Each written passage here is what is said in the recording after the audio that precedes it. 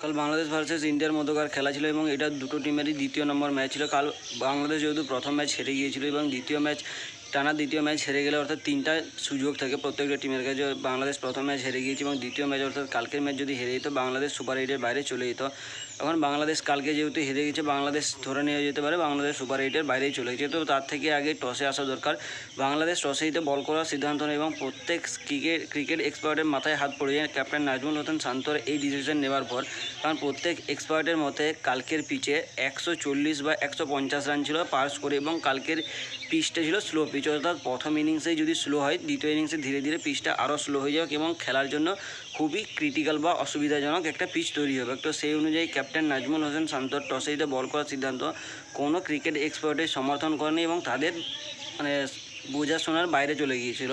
তো কালকে team India প্রথমে ব্যাট করতে নেমে 196 রান করে 5 উইকেট হারিয়ে। তো টিম ইন্ডিয়ার তরফ থেকে যে রান করা হয়তো পার স্কোরের বাইরে চলে যায় এবং প্রথম ইনিংসের পরে সমস্ত আমাদের ভারতীয় যারা এক্সপার্ট ছিল তারা সবাই বলে এই টিম ইন্ডিয়া এই ম্যাচটাই জিতে নিয়েছে, শুধু সময়ের অপেক্ষা। তো টিম ইন্ডিয়ার তরফ থেকে কালকে প্রত্যেকটা ব্যাটসম্যান, শুধু সূর্যকুমার যাদব বাদে প্রত্যেকটা ব্যাটসম্যানেরই 30+ স্কোর ছিল। সূর্যকুমার যাদব এবং আমাদের আকসার প্যাটেল যেহেতু শেষ দিকে ছিল, তাকে সে শুধু সঙ্গ দেওয়ার জন্যই এসেছিলো, তো তার স্কোরও অত বেশি ছিল না। তো কালকে টিম ইন্ডিয়ার তরফ থেকে সর্বপ্রথম শুরু করে ক্যাপ্টেন রোহিত শর্মা ও আমাদের ক্যাপ্টেন রোহিত শর্মা কালকে 23 রান করেছিল 11 বল খেলে। তার কালকে 209 স্ট্রাইক রেট ছিল।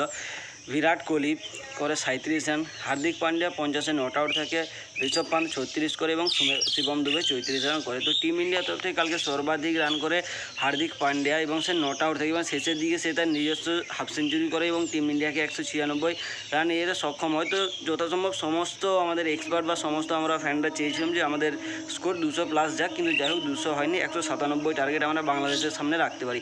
এবং বাংলাদেশের হয়ে তানজিম হাসান সাকিব সে 32 রান দিয়ে 2 উইকেট নেয়, রিশাদ হোসেন 43 রান দিয়ে 2 উইকেট নেয় এবং সাকিব আল হাসান 37 রান দিয়ে 1 উইকেট নেয়। আমাদের টোটাল 5 উইকেট পড়ে। তো বাংলাদেশের তরফ থেকে রিশাদ হোসেন যেরকম বল হাতে উইকেট নেয় সেরকম ব্যাট হাতেও সে যথেষ্ট চেষ্টা করেছিল। সে 9 বলে 24 রান করে এবং বাংলাদেশের হয়ে তার সবচেয়ে বেশি স্ট্রাইক রেট থাকে। তো সমস্ত বাংলাদেশি ফ্যানদের এটাই হয়তো প্রশ্ন থাকবে বাংলাদেশের প্লেয়ারদের উপর, যদি রিশাদ হোসেন এসে এরকম পিচের উপর শুধু 6 মারতে পারে, সে তো টানা 3টা না 4টে 6ই মেরেছিল। তো রিশাদ হোসেনের কালকে ইনিংসটা পুরো পারফেক্ট ছিল পুরো ক্রিকেটটাকে জাস্টিফাই করার জন্য, যেহেতু রান চলে গিয়েছে পার স্কোরের উপর এবং হাত পা না চালালে শেষ পর্যন্ত আর কোনো দ্বিতীয় অপশান ছিলই না বাংলাদেশের কাছে। তো সেইখানে ধীরে ধীরে খেলার কোনো মানে হয় না। যেভাবে বাংলাদেশের ব্যাটারে এসে যে ফিরে গেছে, বিশেষ করে শুরুটাই করে লিটন দাস প্রথমে একটা 6 মারে, যেটা সে ঘুটনা ঠেককে 6 মার দেয়। তো ওরকমই একটা সিচুয়েশন ছিল। সে প্রথম বলেই হার্দিক পান্ডিয়াকে 6 মারে এবং দ্বিতীয় বলে 6 মারতে গিয়ে স্লোয়ারে ফাঁসে এবং বাউন্ডারি লাইনে গিয়ে ধরা পড়ে। এরপর বাংলাদেশে ধীরে ধীরে আউট হতে থাকে। কুলদীপ যাদবের বল বাংলাদেশি ব্যাটারদের মাথায় আসেনি। প্রথমে শিকার হয় তানজিদ হাসান, প্রথমে LBW হয়, তারপর আসে তাহিদ হৃদয়, সেও LBW হয়ে ফিরে যায়। তারপর আসে বাংলাদেশের সিনিয়র প্লেয়ার সাকিব আল হাসান, সেও আমাদের শিকার হয়ে ফিরে যায় কুলদীপ যাদবের। তারপর জাসপ্রীত বুমরা এবং আমাদের আর্শদীপ সিং, তারাও দুটো করে উইকেট নেয়। তো কালকে টিম ইন্ডিয়ার হয়ে সর্বাধিক উইকেট নেয় কুলদীপ যাদব 19 রান দিয়ে 3 উইকেট, জাসপ্রীত বুমরা 13 রান দিয়ে 2 উইকেট, আর্শদীপ সিং 30 রানে 2 উইকেট এবং হার্দিক পান্ডিয়া 32 রানে 1 উইকেট নেয়।